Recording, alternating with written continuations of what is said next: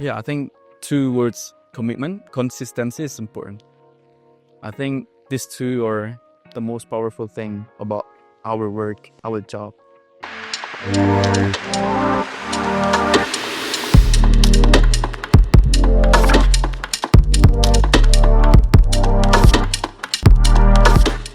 My name is Dika, Dika, and I'm 26 this year, and I'm from Indonesia.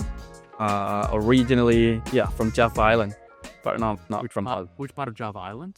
East Java. East Java. Okay. And what business are you currently working on? Oh, I'm running my own business, which is in social media. I have my own Instagram page.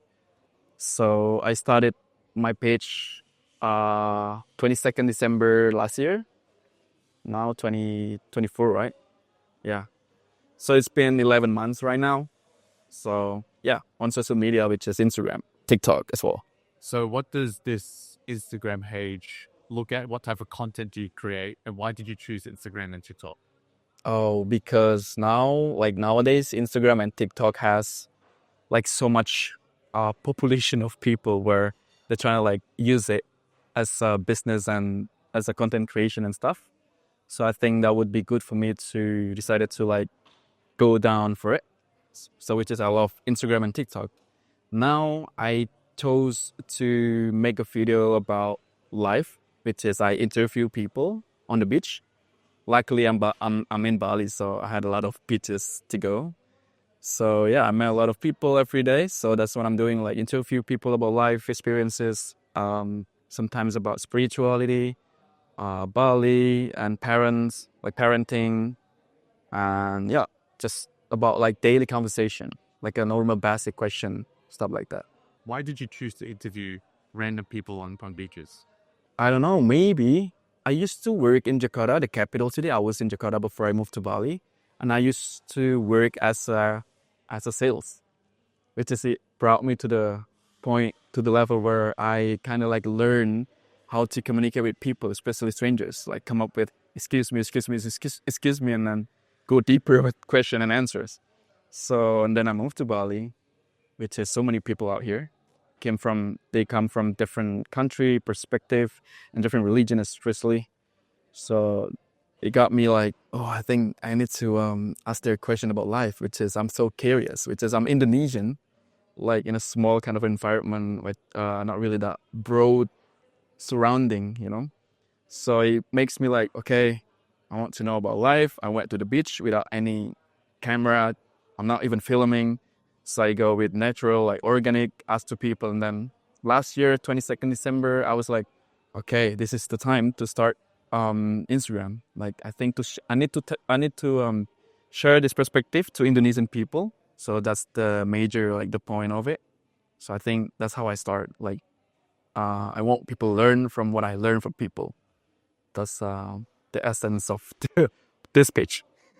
What have been some of the most powerful life lessons you've learned from people? Oh man, since I moved to Bali, I feel that I'm being spiritual. A lot of spiritual things that comes to my life, which is it's so weird because I used to just like ignore my surrounding, like ignore my feeling, ignore my sense of human, which is now like I more being open to people. Then it triggered me to be like open my sense, like being careful of things and like being understanding of the people as well. So I think it's like the most influence is maybe when it comes to topic when people talk about spirituality, like do you believe in God and stuff like that. Like, yeah, I think it's just the nearest topic of life. Why do you think that was so powerful for you? It's so powerful. Spirituality. It's so powerful because it triggered. I got goosebumps a couple times when it comes to spirituality. Because of it close with what I'm struggling now, which is I raised with Muslim family. I'm a Muslim. I was born Muslim, and I used to not believe in God. Kind of like not really pray, but my parents like push me as an Indonesian. Like majority people here are like Muslim, and they kind of like has that strong culture of Muslim traditionally. How to say that? I don't know. But yeah, back again. And then since I moved to Bali, I always alone. like travel one city to another city, Bandung, Jakarta, and then last island is Bali. And I'm always alone. I feel like this loneliness just brought me to the kind of, emptiness. There's a void inside of me. And I was like, what should I do in this Bali? I'm lost. Like partying, I'm sorry to say, like partying, drinking. So since I start this journey, like asking people and then share to people, and then affect me and giving an impact to people as well, I think, and getting me like closer with God. So it's really, really weird. Like it's kind of strange feeling of getting close and being spiritual in this moment, because I feel that life is once. We came here empty-handed. We live here empty-handed. So that's why I always like curious about people's experience in their spiritual journey, because it's kind of like I want to see it. Yeah, especially my pitch called Bali Quick Talk is basically my comparison between Islam perspective and society nowadays. That's why so many things that this religion told to not do this, to not do this, not allowed to do this because forbidden. There's something, the reason behind of it. That's why I see it in the perspective, through the perspective of life, which is just why? So many why in my mind.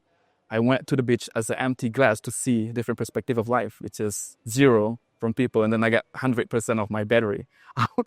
So it's kind of like I learn from it. So I think, yeah, this is like spiritual journey that I had right now is just different. What do you think? I don't know. Maybe, yeah. What's your relationship to spirituality now? My relationship is just with God. Yeah. It's just something that I couldn't explain because it's so essentially has something hard to explain. It's just me connect with the biggest power, the universe, I don't know how to explain it, but I think this page is getting crazy because it's life lessons, because I always put the hashtag like life lessons, which is people need to learn, whether from the content itself or whether the way I approaching people, the way the rejection, like the manners, or like acknowledging people, kind of like that. So it's not only about like one side, two side, three side, but the whole thing's there. Maybe in your perspective as a content creation, the way the camera on, the way the angle, and then the way I approach people, it could be your life lessons, right? Oh, I can't do that then. Then I'm not allowed to do this. So all the way, like all the things that I'm putting on the internet, my page, is life lesson, basically. So the relationship itself is just, I don't know, maybe the essence of me and God, I don't know. It's too complicated, it's too many. How did you find the courage to approach random people to start talking to them? Because that's not a easy thing to do for many people. Everyone has that. I think you also have that kind of skill approaching people, which is you approaching me as well. That was a good one. I love that. Because we are human. We basically created to talk, to communicate with people around us. Just because social media is so massive, it brings the boundary itself. It brings like a block, which is people actually need to communicate and socialize with people. So I think the only answer is like experience, and yeah, because I used to work as a sales. Like I need to get money, so I need to force myself to push myself to talk to people. So kind of accept yourself and let yourself and release it to people. Like if you want to say hi, just say hi, excuse me. If they reject you, then it's the part of the game. It's the part of the communication. It's like a business. Hey, would you like to collaborate? Hey, would you like to work with me? Blah, blah, blah. No or yes. It's just no or yes. There's no answer in Bitbit, just no or yes. Before the success of Bali Quick, Not yet. What were you doing before that? Like, what job did you have? How interest? Like, were you in Bali by then, or were you still in East Java?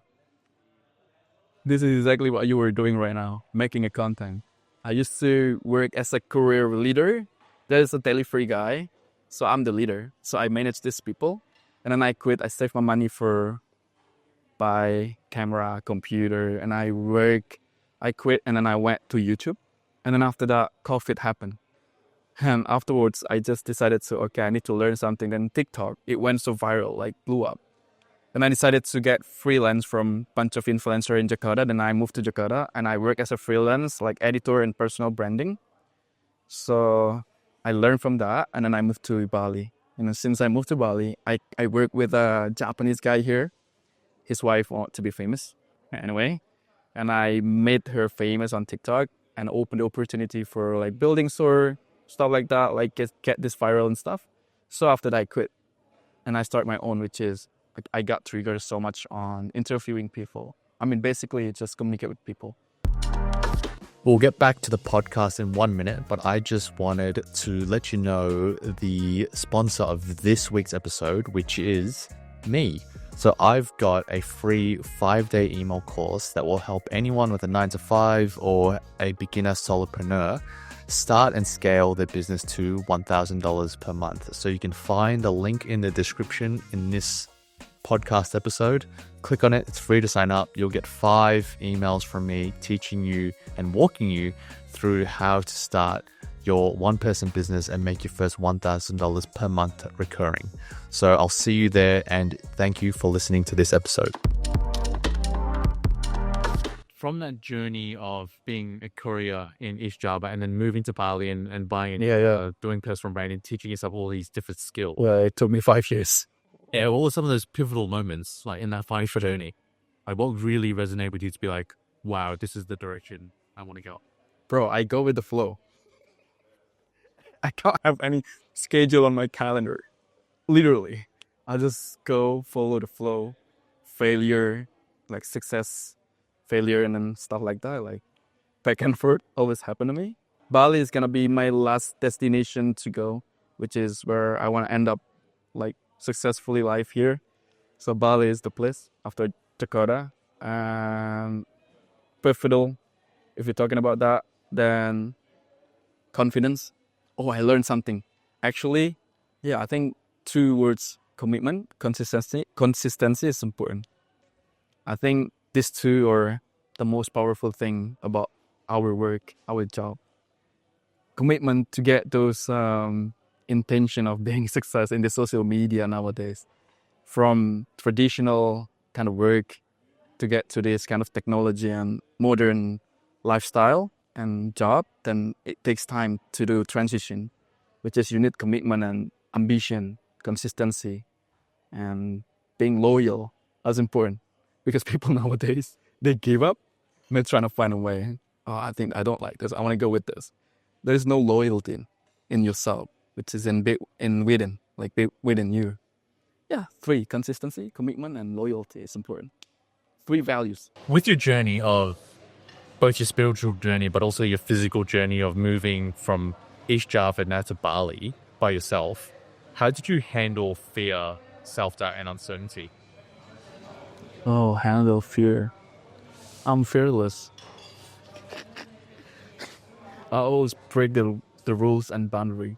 I know it's wrong, but you need to know the boundary yourself, like boundary itself. Like you need to know how far you can go, and after that you can control it. You have space to control. So you need to be like more brave to something that you want to get. Example. Yeah, I think I'm extrovert. So I think we got different way about life, which is we raised with different culture and stuff. So I raised by my parents who not really, they're introvert. So I'm extrovert, so it's like different. So in the school, I went on the stage dancing with many people watching me, like 100 people. So I always love to be on the stage, like performance, stuff like that. I used to join for a theater in school. I always want to be on the stage. So I think, I don't know the answer, but if I looking back, that's the answer. Like fearless. I don't have a fear. I just fear if I lose my connect. Right now, I fear that I lose my connection with God.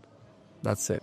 I'm not gonna lie, but that's the only feeling that I have right now. I don't want to lose my connection with the Creator.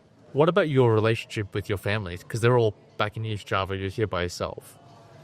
Oh, How are you managing, their expectations of you and how you live your life? send the money. Like what else, bro? You gotta send the money. Send the money, FaceTiming them, talk to them. Like, especially I want to buy them ticket to Bali. I really love that. I realize I used to stubborn. I'm still stubborn. I'm really, really stubborn. That's that's my thing. Like I can't control as a child. Like what should I do as a son? Yeah, bro. Like I love my parents. I mean, they give me so much impact in life, which is about like what I know about my mom is just told me to pray. That's it. My dad is funny guy, like funny dad. It always makes me laugh, and he also like taught me about like being confident. Confidence is important. So primarily back home, it's important, which is communication. Luckily, we have technology like FaceTime, like social media, so easy. What did you value 5 years ago that you no longer value now? Commitment, loyalty, and consistency. You didn't value that 5 years ago. How did you develop valuing them now? It took me 5 years, so maybe because of the situation and condition of myself, and also I can't relying on my family about financial. So I can ask the money, mom, dad, give me money. I need to survive. It triggered me as well, which is my surrounding. This persona is gonna show me, Dika. You need to be more confident and intelligent. You need to be more observative. That's how he's showing me. I'm like, yeah, because of my surrounding, because of people has that quality of they have such a good knowledge and confidence and stuff. So it brought in the same kind of foundation of value that I learned, and also, yeah, loyalty is important. Commitment, consistency is important. Just if you don't have money, if you don't have like friends surrounding, like good people around you, try to focus on these three things. One of those are to you maybe it's not important, but it's gonna build you. This is because it's about time. Because the enemy is time, not yourself. Yeah, yourself tomorrow, yesterday, but time, the majority. You've also built a large following on Instagram. So how many Instagram followers are you sitting on at the moment with Bali Quick Talk? I just checked it today. It was 561 now. 61,000. 561K. So Bali Quick Talk's on 561,000. Yeah. So more than slightly over 500,000. And on TikTok? TikTok is kind of same numbers. Yeah, same. So you've got a size across two platforms of 1 million-ish people, give or take. What do you think were the most valuable skills you had to develop to build an audience of that size? Oh, bro. Algorithm on TikTok and Instagram is massive. You need to keep up with it. You need to pay attention fully on TikTok and Instagram because they both have like different algorithm. TikTok, majority Indonesia has like biggest audience of people, which is so easy to get FYP, blew up, boop, boop, boop, boop, boop, compared to Instagram. Instagram, you need quality because people on Instagram has good quality. So how do I, like, the most important thing is to, wait, what is it again? Sorry? So what skills particularly to build an audience of that size? Yeah, of course, we need skill of editing. And for my pitch, my own pitch, I need skill for being confident. And also timing, like commitment, consistent, and loyal. And yeah, commitment and consistent is important because if you consistently like uploading video and make video, because it's easy. My videos are uploaded on Instagram, so easy. I need to just cut, and then edit and spread the message. Which is I upload video at the beginning, it was 8 videos per day. And I woke up at 3 a.m. to pray, edit, and sleep again, edit again, and sleep for 2 hours, take a nap, and then went to the beach. So 8 videos per day. So it gets me a lot of engagement, views, consistent. But this pitch is basically quantity over quality. Quality is already in the video, but the quantity isn't cool. Yeah, I actually break all the algorithm on in social media. I'm trying to post because it's not only one topic on the video. So many topics, live, there's so many people consume, and they have different feeling when they about to sleep. They need to like something mellow, like sad or something. So I think it's all about spreading messages to all different people every day. I think that's why I'm getting faster, less than a year. So the point is editing, commitment, consistency. Again, back again. If you already have that, like you learn in a course editing and stuff, but if you don't have commitment and consistency, and then you're still like being lazy, then useless. No point. What are some emerging trends or technologies that you're particularly excited about? And how do you see them influencing the future of your field? Oh, maybe you could teach me how to use AI. I think that's a job for Agnes. She could teach both of us. Yeah, I mean, AI is interesting, but now people still kind of figure out how to use it. Maybe they just try like trial and error, not really that viral. But I think already there. But people just need to be like adapt and transitioning themselves into this kind of technology. Did you always want to work for yourself and start your own business? I always want to have good people around me that could work together, collaborate. Nowadays, people thought they would rather go with competition instead of collaboration.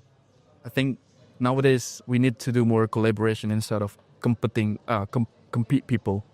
You know, like I think it's important that we have many people that we could work together.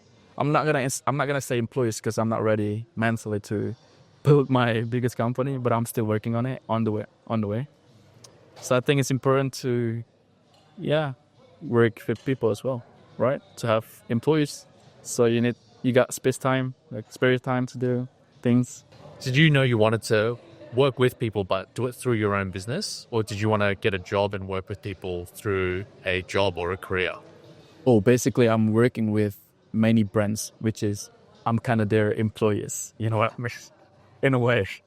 Yeah, I know that's my own work, like my own page, but still we work for them, right? To get money. So that's how it works in this era. Like we still work from like for people.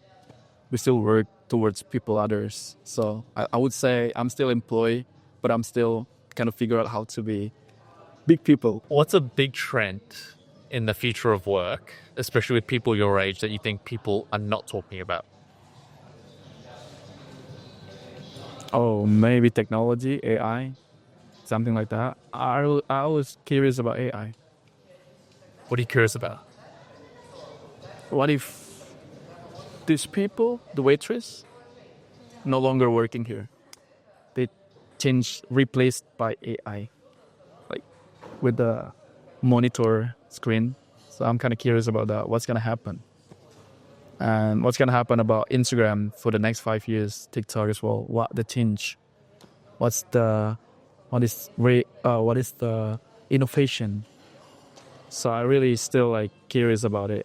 Which is we have GBD right now, so massive. But how do you think AI will change what you want to do, which is form that connection with people? So Do you think AI will impact that, and how would it? AI doesn't know how to speak soul to soul, so it would be different. Yeah. So many people they kind of like judge by what they watch, which is they don't know what inside of the video, like literally me and those person talking with. So I think it's gonna affect a lot of things, like the way people think about life, and gonna change their perspective, because what they know is based on robot technology, right? So I think this 10 years later, it's gonna be a big surprise for us. I think so. That was a big change, innovation and life. Ooh, can't wait. What advice would you give for someone who is just starting out as a content creator on Instagram and TikTok? Keep uploading. Don't think about, you need to think about the quality, but the most important thing is keep uploading, and make video, trial errors. Yeah, the part of the game. The thing that we never lose the rhythm of ourselves being ambitious on a video maker, stuff like that. So I think big advice is find your commitment, find your consistent in being loyal. What advice would you give to your 19-year-old self? Hey Dika, follow your parents.